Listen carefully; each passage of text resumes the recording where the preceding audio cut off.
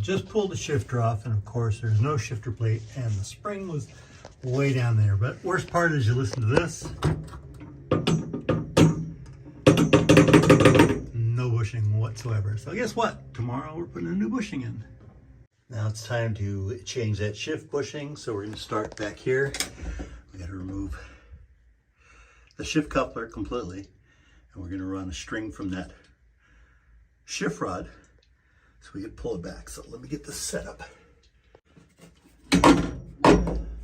All right, I got the shift coupler off and I've tied a string to the end of this. And the idea is to slide the pole all the way through there and out the front and stopping it right here so I can change the bushing, and then I pull the line back and that'll give me my shift rod back where it needs to be. In theory anyways. All right, you see the shift rod in there. So what I do is I just take my trusty little magnet. Can't do it without seeing it. And then I just move it a little bit at a time. It saves the fingers from trying to get in there. All right, I gotta go pull the front inspection cover off. So I'm gonna do that right now. There are the two bolts I gotta take off.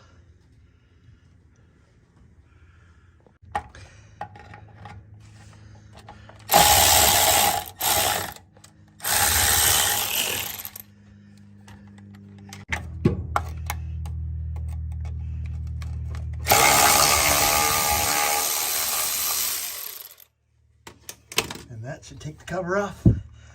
Need a pry bar.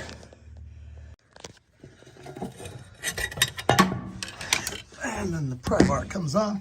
The inspection plate comes off. And in there, we're going to find our shifter tube. Okay, with enough wiggling, there is my shift rod. So we're going to pull this out far enough we can slip that bushing in. All right, back up on top side. Okay, sometimes you have to take the rod all the way out. In my case, I had too big of a knot on this end, so I pulled it all out and corrected that, gave it a little grease on this side. Fortunately, we have the rope in there, so we're gonna go ahead and pull the rope, and that's gonna get us right where we need to be. All right, after feeding everything, my string came off, so I've got to feed it back in by hand, but same thing, I'm using my needle nose. I just got to get this far enough to be able to spin it. So let's put this camera down and see what we can do.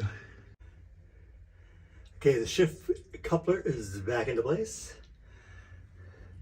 We're going to go ahead and get the shifter back on in just a second, but now we need to go put the inspection plate in the front. All right, awesome. Everything's back together. We've got a nice smooth shifting going on here.